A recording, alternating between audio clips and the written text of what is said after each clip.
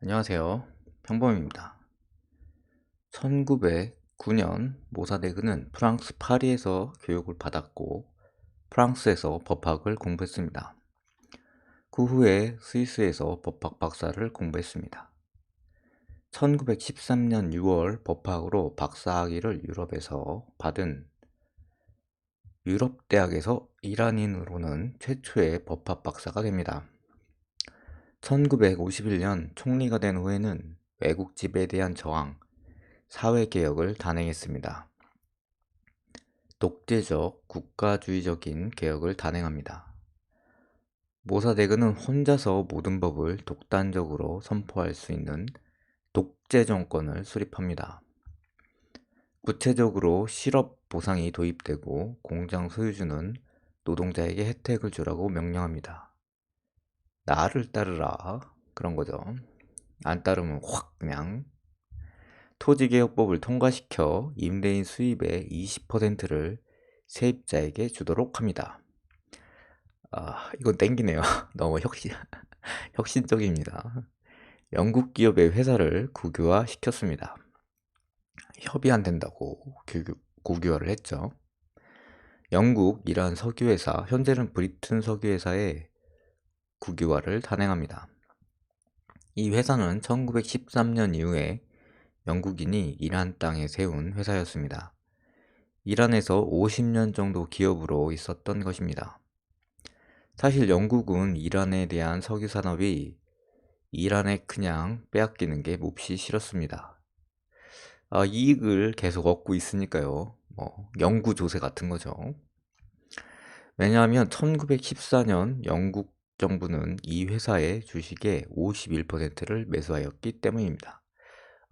그것뿐만 아니라 이제 영국 국가 자체에서 그 회사의 주식의 51%를 매수했습니다.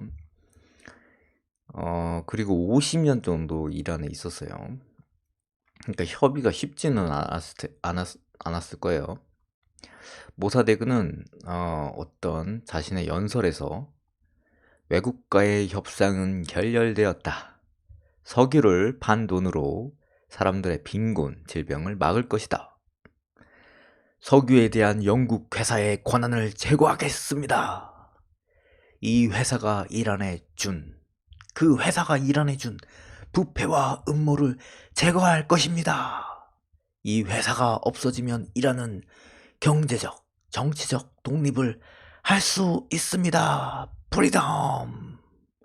우리는 외국 석유 기업들을 국가에서 추방할 것입니다.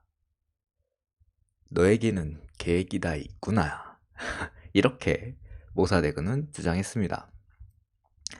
여기에 의문이 몇 가지 있습니다. 모사데그의 연설의 주장은 몇 가지 의문이 있습니다. 다음과 같습니다.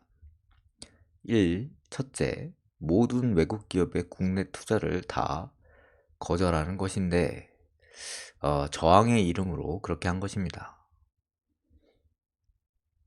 그런데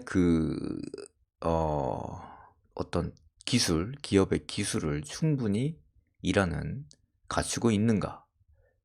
그리고 외국의 국내 투자를 다 거절하는 것이 과연 이게 저항인가? 그런 의문이 있고요. 이 사건으로 영국과 이란의 갈등이 확대될 것이라 이거 당연하죠. 근데 이 영국과 이란의 갈등을 어떻게 해결할 것인가? 구체적 계획이 있는가? 그때 이란은 석유를 뽑아내는 숙련된 기술자가 엄청나게 부족했습니다. 다 이제 영국 사람들이 그런 숙련된 기술자가 있었던 거죠. 이 숙련된 기술자들을 어떻게 이란은 충당할 것인가? 그 전부터 또 석유를 구매했던 기업들, 국가들의 손실을 그런 건 어떻게 할 것인가?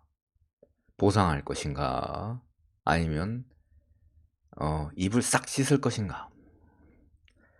그리고 석유량이 그런 기술자가 부족하니까요. 그 어떤 설비를 돌릴 수가 없을 거 아니에요. 그럼 그런 석유량을 어떻게 충분히 확보할 것인가? 예? 그런 문제들이 있을 것 같습니다.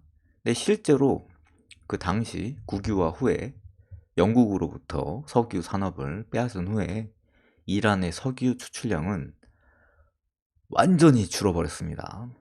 1951년 총리가 된 후에 석유 산업을 국유화한 후에 1953년 석유량은 데이터를 보면요.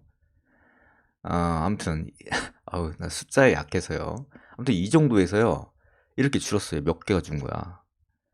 1, 10, 100, 1000만, 10만, 100만, 1000만, 10억, 10억에서 1, 10, 100, 1000만, 10만, 100만 이렇게 많이 줄었습니다. 사실상 정지되었습니다. 이 때문에 그 당시 사우디와 쿠웨이트, 이라크에서 생산량을 2배로 늘려 했습니다. 영국은 위에 있는 사우디, 쿠웨이트, 이라크 세 나라에서 석유를 충당을 해서 영국 자체는 타격을 입지 않았습니다. No 타격.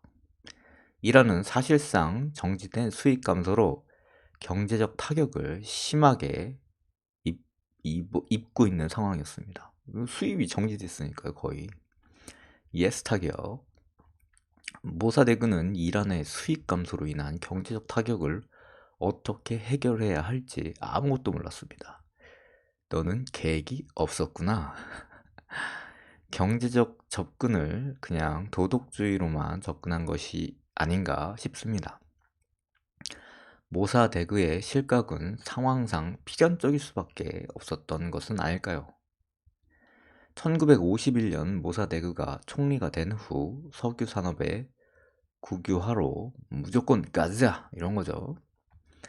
영국과 이란은 갈등이 불타오르고 있었는데 영국은 해결할 길이 막막해지자 미국을 바라보았습니다. 미국은 2차 세계대전 이후 다른 나라에 간섭하기를 원치 않았습니다. No, no, no 간섭. 1952년 아이젠하워가 미국 대통령이 되면서 미국의 입장이 바뀌었습니다. Yes! 결심했어! 영국 총리 윈스턴 처칠은 아이젠하워 정부에 모사데그가 소비에트에 붙을 것이다 라고 말했습니다. 그 냉전 체제에서 모사데그 총리가 공산주의로 가고 있다 이렇게 말한 것입니다. 이 당시에 냉전 공포가 엄청나게 심할 때였습니다. 그래서 미국과 영국은 모사데그를 실각시키기로 한 것입니다. 1953년 8월 미국 CIA는 영국 정보부의 도움으로 또 다른 세력을 이용해서 모사데그를 실각시킵니다. 모사데그는 금고 3년형을 받고 선고받고 1956년 8월 석방되어 가택연금이 되어 생을 마감했습니다.